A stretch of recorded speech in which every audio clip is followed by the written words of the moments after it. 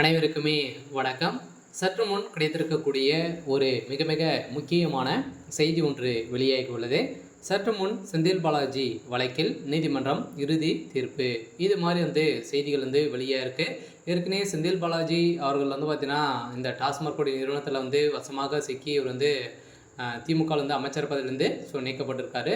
So இதைத் தொடர்ந்து ஏற்கனவே பார்த்தீங்கன்னா செந்தில் பாலாஜி அவர்கள் மின்சாரத்துறை அமைச்சராக இருந்தார். ஸோ இந்த நிலையில் இவர் டிரான்ஸ்ஃபார்மர்கள் பார்த்தீங்கன்னா கொள்முதலில் 1.182 கோடி மதிப்பில் பார்த்தீங்கன்னா 1189 கோடி பார்த்தீங்கன்னா டெண்டர் முறைகேடு செய்ததாக தொடரப்பட்ட வழக்கின் அடிப்படையில் அரசுக்கு பார்த்தீங்கன்னா நிறைய இழப்பீடுகள் செய்திருக்காரு. இந்த நிலையில் 397 கோடி இழப்பு ஏற்பட்டதாக புகார்கள் இருந்திருந்த நிலையில் இப்போ இது வரைக்குமே குறைந்தபட்சம் 40,000 கோடிக்கு மேலே மெகா ஊழல் நடந்திருக்கு அப்படின்னு தான் இப்போ நிரூபணமாக இருக்குது. ஸோ இந்த நிலையில் செந்தில் பாலாஜி அவர்கள் கூடிய விரைவில் கைது செய்யப்பட போகிறாரு. சில ஏற்கனவே பார்த்தீங்கன்னா இலாத அமைச்சராக இருந்தாலுமே இப்போ செந்தில் பாலாஜி அவர் மீது முறைகேடு தொடர்பாக முன்னாள் மின்சாரத்துறை அமைச்சர் செந்தில் பாலாஜிக்கு எதிராக புகாரின் வழக்கு பதிவு செய்த அனுமதி குறித்து ஒரு வாரத்தில் முடிவெடுக்க வேண்டும் தமிழக அரசு இதற்கு உத்தரவிட்டிருக்காங்க. ஸோ இதைத் தொடர்ந்து இது தொடர்பாக லஞ்ச ஒழிப்புத்துறை அளித்த புகார் மீது வழக்கு பதிவு செய்ய உத்தரவிட கோரி அப்புறம்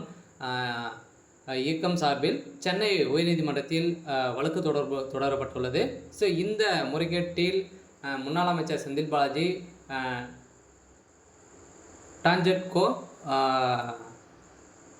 தலைவரும் நிர்வாக இயக்குநருமான ராஜேஷ் லாக்னியா உள்ளிட்டோருக்கு எதிராக ஆதாரங்கள் உள்ளதால் இந்த வழக்கை உச்சநீதிமன்றம் கண்காணிப்பில் சிறப்பு புலனாய்வு குழு பார்த்தீங்கன்னா விசாரிக்க உத்தரவிட வேண்டும் என மனுவில் கோரிக்கை வைக்கப்பட்டுள்ளது. இந்த மனுவின் அடிப்படையில் வழக்கு கடந்த ஜூன் 13ஆம் தேதி சென்னை உயர்நீதிமன்ற தலைமை வேல்முருகன் தலைமையில் நடந்தது. இப்போ அதிரடியாக ஜூலை 3ஆம் தேதி நீதிபதி ஒத்திவைத்திருந்த நிலையில் வருகின்ற ஜூலை 8ஆம் தேதி பார்த்தீங்கன்னா நிலுவைக்கு வரப்போகுது. இந்த நிலையில் இந்த மனுவானது நீதிபதி வேல்முருகன் முன்பு இன்று மீண்டும் விசாரணைக்கு வந்தது. அப்போது தமிழக அரசின் தலைமை வழக்கறிஞர் PS ராமன் மனுதாரர் அளித்துள்ள புகார் மீது வழக்கு பதிவு செய்ய அனுமதி வழங்குவது தொடர்பாக சம்பந்தப்பட்ட அதிகாரிகள் ஒரு வாரத்தில் முடிவெடுத்துள்ளனர். ஆனால் அந்த மனுவு செல்லத்தக்கதாக விடும் என வாதிட்டு இருந்த நிலையில் இந்த நிலையில் அறப்புற இயக்கம் சார்பில் ஆஜரான வழக்கறிஞர் சுரேஷ் புகார் அளித்து 2 ஆண்டுகளாக விட்டன.